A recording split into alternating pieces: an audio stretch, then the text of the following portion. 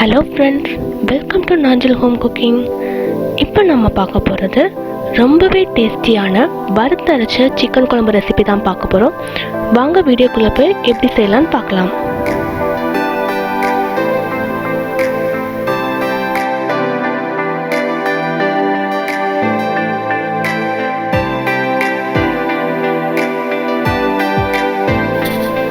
ஒரு துண்டு இஞ்சி எடுத்துருக்கிறேன், 10லேருந்து 15 பல் பூண்டு, 10 சின்ன வெங்காயம், ஒரு பச்சை மிளகா.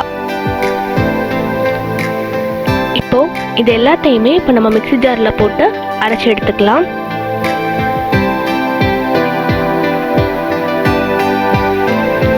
இந்த மாதிரி அரைச்சி எடுத்துக்கலாம்.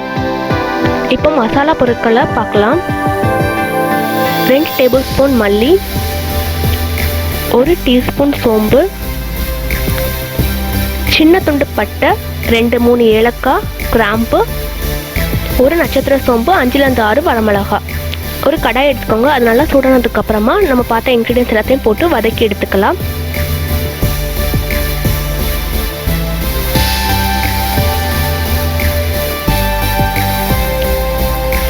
இந்த மாதிரி வதங்கினதுக்கு அப்புறமா மிக்ஸி ஜாரில் போட்டு அரைச்சி எடுத்துக்கலாம். 2 டேபிள் ஸ்பூன் அளவுக்கு நல்லெண்ணெய், 1 டேபிள் ஸ்பூன் தேங்காய் எண்ணெய் ஆட் பண்ணுறேன். தேங்காய் எண்ணெய் ஆப்ஷனல் தான், அது கொஞ்சம் ஃப்ளேவர் கொடுக்கும், அதுக்காக நான் ஆட் பண்ணுறேன். நல்லா சூடானதுக்கப்புறம் ஸ்பைசஸ்லாம் ஆட் பண்ணிக்கலாம். ஏலக்காய், பட்டை, கிராம்பு ஆட் பண்ணிக்கலாம்.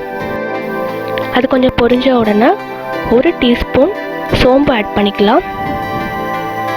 இது நல்லா பொரிஞ்சு வரட்டும். இது நல்லா பொரிஞ்சதுக்கப்புறமா கட் பண்ணி வச்சுருக்கிற வெங்காயத்தை ஆட் பண்ணிக்கலாம்.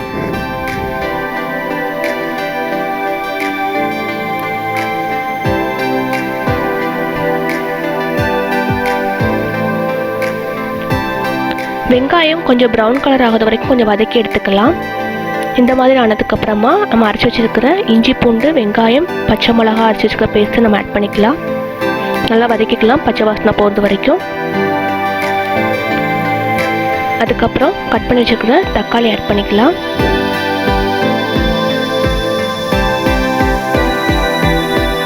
தக்காளி வதங்குறதுக்கு கொஞ்சமாக உப்பு சேர்த்து நல்லா வதக்கிக்கலாம். இந்த மாதிரி வதங்கினதுக்கு அப்புறமா மசாலா ஐட்டங்களை ஆட் பண்ணிக்கலாம். நல்லா கிளறி விட்டுக்கலாம். அப்புறம் ஃப்ளேவருக்கு கருவேப்பிலை கொஞ்சம் ஆட் பண்ணிக்கலாம். இப்போ நல்லா கிளறி விட்டுக்கலாம்.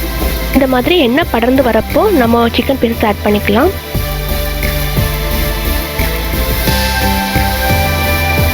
சிக்கன் போட்டதுக்கப்புறம் மசாலா எல்லாம் படும்படி நல்லா கிளறி விட்டுக்கோங்க.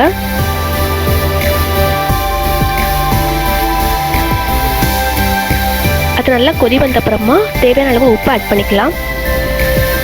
சிக்கனில் ஏற்கனவே கொஞ்சம் தண்ணி ஊறும், அதனால் உங்களுக்கு எவ்வளோ கிரேவி தேவையோ அதுக்கு தக்கன நீங்கள் தண்ணி ஆட் பண்ணிக்கலாம். இப்போ லாஸ்ட்டாக மல்லி எல்லாம் ஆட் பண்ணிக்கலாம். இப்போ குக்கரை க்ளோஸ் பண்ணிவிட்டு ஒரு 3 விசில் வச்சு எடுத்துக்கலாம்.